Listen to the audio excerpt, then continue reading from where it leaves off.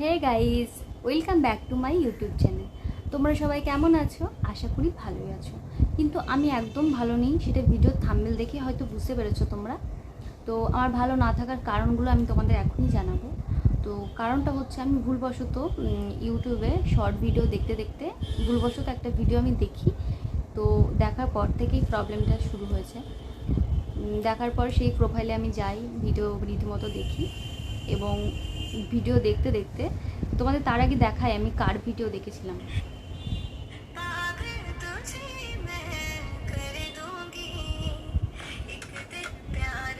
থাক, বেশি দেখালাম না, ভিডিওটা অনেকটা বড় হয়ে যাবে।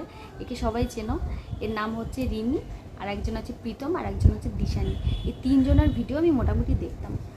তো বিশ্বাস করো, এত ইন্টারেস্টিং এবং ইরিটেট একটা ব্যাপার না এদের তিনজনের মধ্যে। মা কালীর দিব্যি সিরিয়ালও এত এত ক্রিটিক্যাল ব্যাপার ঘটায় না এরা যা ঘটাচ্ছে। তো দেখতে দেখতে আমার নোটিফিকেশন জুড়েই শুধু এরা আর এরা। প্রীতম বলে ছেলেটার সাথে দিশানি বলে মেয়েটার ফার্স্টে বিয়ে হয় ছোটোবেলায়, তো 2 মাস থেকে চলে যায়। তারপরে এই রিমি বলে মেয়েটার সাথে কন্ট্যাক্ট হয় এবং এর সাথে বিয়ে হয়।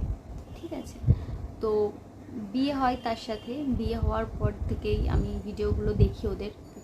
প্রীতম নামে ছেলেটার দিশানি নামে মেয়েটার সাথে বিয়ে হয়েছিল। ঠিক আছে, তো যতদূর শুনলাম 2 মাস থাকার পর কোনো এক কারণে মেয়েটা ডিভোর্স দিয়ে বা কিছু একটা লিখিত দিয়ে চলে যায়, আর সংসার করবে না। তো তারপরে ছেলেটা রিমি বলে যে মেয়েটা আছে তার সাথে রিলেশনে জড়ায়, এবং রিলেশনে জড়ানোর পর তাদের বিয়ে হয়। তো বিয়ে করে রিমি বলে মেয়েটার সাথে বিয়ে করার পর সে 6 মাস ওর সাথে থাকে। থাকার পর কোনো এক কারণে প্রবলেম হয়, চলে যায়। চলে যাওয়ার পর মেয়েটা প্রথমে একবার গেছিলো, তারপরে ফিরে এসেছিলো, তারপরে আবার যায়। এই লাস্ট টাইম যখন যাই সেই মুহূর্তে আমি ভিডিওগুলো দেখি আর কি। তো তখন সে 11 মাস বাপের বাড়িতে ছিল। সেই টাইমে আবার সেই এক্স বউ দিশানির সাথে প্রীতমের আবার কন্ট্যাক্ট হয়, এবং আবার তারা রিলেশনে জড়ায়। অনেক ভিডিও দেখছি। তো স্বাভাবিক, একটা ডিভোর্স দেওয়ার আগে না দিয়ে এত কিছু করলে সেই স্ত্রী কখনোই সেটা মেনে নিতে পারে না। তো রিমি সেটা মেনে নিতে পারেনি। অনেক অনেক কিছু প্রবলেম হয়, সে যেহেতু প্রীতমকে ভালোবাসে। তো সে আবার চলে আসে শ্বশুরবাড়িতে, স্বাভাবিক চলে আসে। তো কেস কামারিও হয়েছে, অনেক কেস ফেস করেছে, 498 অনেক প্রবলেম হয়েছে ওদের।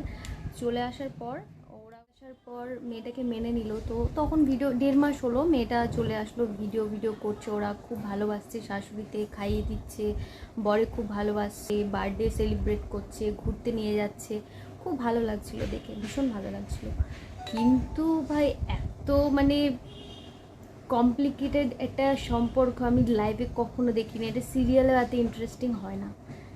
এরা যে ইন্টারেস্টিংয়ে একটা শো স্টার্ট করেছে না, তোমরা মাথা তো হ্যাং হয়ে যাচ্ছেই, আর সব উপর দিয়ে যাচ্ছে।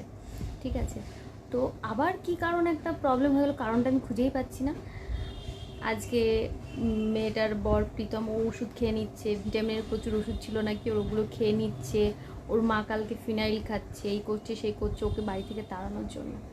তো ব্যাপারটা হচ্ছে, মেয়েটাকে বাড়িতে নিয়ে আসার একটাই কারণ ছিল, কেস ফেসগুলো ছিল, আর ওদের একটা বদনাম ছিল, যাতে লোকে ওদের ভালো কথা বলে, বা মানুষ যাতে, সবাই বোকা তো, কেউ যাতে না বুঝতে না পারবে না, ওরা যাতে নিজেদের কাজ হাসিল করে মেয়েটাকে তাড়িয়ে দিতে পারে। দিয়ে সেই দিশানি বলে মেয়েটাকে আবার ফিরিয়ে আনবে, বা অন্য কোনো প্ল্যান থাকতে পারে, আই ডোন্ট নো। বাট মেয়েটার সাথে যেটা করছে সেটা ভীষণ খারাপ করছে। আর একটা ব্যাপারও দেখলাম, সেটা হচ্ছে যে মেয়েটার মা আছে না, রিমির মা, ওনার নাম হচ্ছে পিঙ্কি পাল। মেয়েটার মা কেন বারবার ইনভলভ হবে? এটা যেহেতু ছেলেটা পছন্দ করে না বা ছেলেটার ফ্যামিলি পছন্দ করে না, তো মেয়েটার মা ইনভলভ হওয়ার কোনো দরকার নেই। এবং আরেকটা ব্যাপার আছে, ছেলেটার মাও যেন ইনভলভ না হয়। আরে, তোমাদের রিলেশন, তোমাদের হাজব্যান্ড ওয়াইফের রিলেশন, থার্ড পার্সন কেন ইনভলভ হবে? এখানে দেখছি বেশিরভাগই থার্ড পার্সন ইনভলভ হচ্ছে, যে কারণে তোমাদের সম্পর্কটা আরও নষ্ট হচ্ছে। ঠিক আছে, তোমাদের নিজস্ব কোনো ডিসিশন নেই, তোমরা নিজস্ব কোনো আলোচনা করতে পারো না। আজকে ঝামেলা করছো, কালকে মিল করছো, লোকের কথা শুনে ঝামেলা করছো। কেন করবে তোমরা? তোমরা যেহেতু বিয়ে করেছো, নিশ্চয়ই কিছু একটা ভেবেই করেছো। তোমাদের সম্পর্কটা অন্যরা স্টে করতে দিচ্ছে না, সেটা তোমরা কেন বুঝতে পারছো না? আজকে প্রীতমের মা হোক বা রিমির মা হোক, কাউকে ইনভলভ হতে দিও না মাঝখানে। যত থার্ড পার্সন ইনভলভ হবে তোমাদের রিলেশনটা ততটাই নষ্ট হবে। এটা তোমরা বোঝার চেষ্টা করো। যদি না বুঝতে চাও তাহলে কিচ্ছু না, মাঝখান থেকে তোমরা আলাদা হয়ে যাবে, ওদের কিচ্ছু হবে না, কোনো কিচ্ছু হবে না। আজকে প্রীতম অন্য কাউকে বিয়ে করবে, বিয়ে করে যে এই কথাগুলো উঠবে না বা সে সুখী থাকবে, হ্যাপি থাকবে, এমন কোনো ব্যাপার না। কিন্তু এই কথাগুলো উঠবে, লাইফটাই নষ্ট হয়ে যাবে। তো রিমি যেহেতু মেনে নিয়েছে, তো রিমি এখন তোমার কাছে আছে, তোকে নিয়ে সুখী শান্তিতে সংসার করো, ভালোভাবে থাকো। সবসময় একটা মেয়ে কেন নিচু হবে, কেন তাকে সবসময় ছোট হতে হবে? একটু ভালোবেসে দেখো না, একটুখানি ভালোবাসবে, হাজার ভালোবাসা পাবে। চেষ্টা করে দেখো, অবশ্যই পাবে।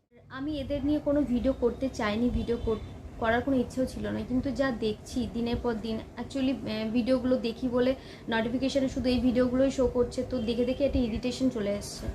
তো দয়া করে বলছি তোমাদের, দয়া করে হাত জোর করে বলছি, তোমরা তোমাদের প্রবলেমটা সলভ করো, ভালোভাবে ভিডিও বানাও, গানের ভিডিও করো, ব্লগ দাও, ভালো লাগে। এই ঝগড়া ঝামেলা অশান্তি, এই লাইভ করা, এগুলো করো না।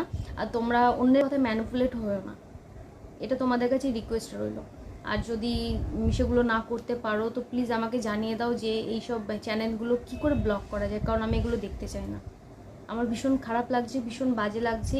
এদের মানে ফ্যামিলিগুলো যে কীরকম টাইপের আমি মানে বলে বোঝাতে পারবো না। তো আমাকে প্লিজ বাঁচাও। আমি কীভাবে ব্লক করে আমি জানি না, আমি ইউটিউবে একদম নতুন। তো এই চ্যানেল কটাকে আমি ব্লক করতে চাই, এরা যদি না বোঝে আমি এদের ব্লক করে দেবো।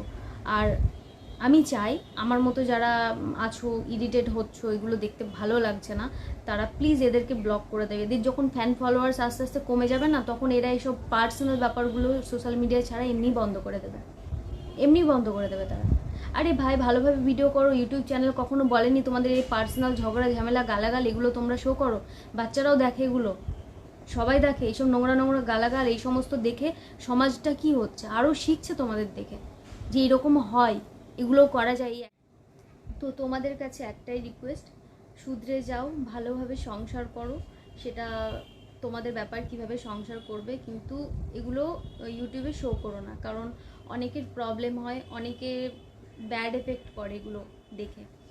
তো খারাপ লাগে, সবাই এভাবে বোঝাতে আসবে না। উল্টোপাল্টা গালাগালটা এখন দেখছি বেশি চলছে, ট্রেন্ডে চলছে ইউটিউবে, খুললেই উল্টোপাল্টা গালাগাল। তো চাইছি না এরকম ইউটিউবে চলুক। তো তোমাদের কাছে রিকোয়েস্ট, তোমরা ভালোভাবে ভিডিও করো। আমি জানি আমি একটা সাবস্ক্রাইবার কমে গেলে তোমাদের কিচ্ছু যায় আসবে না, কিচ্ছু না, কিন্তু আমি এটাও জানি যে আমার মতো ইরিটেট অনেকে হচ্ছে। তোমাদের অনেক সাবস্ক্রাইবার আছে যারা তোমাদেরকে আনসাবস্ক্রাইব করে দেবে, ঠিক আছে? তো প্লিজ একটু শুধরে যাও, তোমরা একটু ভালোভাবে ভিডিও করো, আমাদেরও করতে দাও। আমরা অন্য ভিডিও দেখতে চাই, অনেকের অন্য ভিডিও দেখতে চাই, শুধু নোটিফিকেশানে এগুলো আসছে, প্লিজ আমাদের ভালো লাগছে না। তোমাদের কাছে একটাই রিকোয়েস্ট থাকলো, ভালোভাবে ভিডিও করো, ভালোভাবে সংসার করো, ভালো ভাষায় কথা বলো সবার সাথে। তো বন্ধুরা, আজকের ভিডিওটা এইটুকুনি, দেখা হবে নতুন কোনো ভিডিওতে। আর বেশি কিছু বলার নেই, জাস্ট এইটুকুই বলার ছিল আজকে সকাল থেকে মাথাটা মানে যন্ত্রণা করছিল, তার উপরে এইগুলো নোটিফিকেশানে আসছে, তো ভিডিওটা বানিয়ে নিলাম।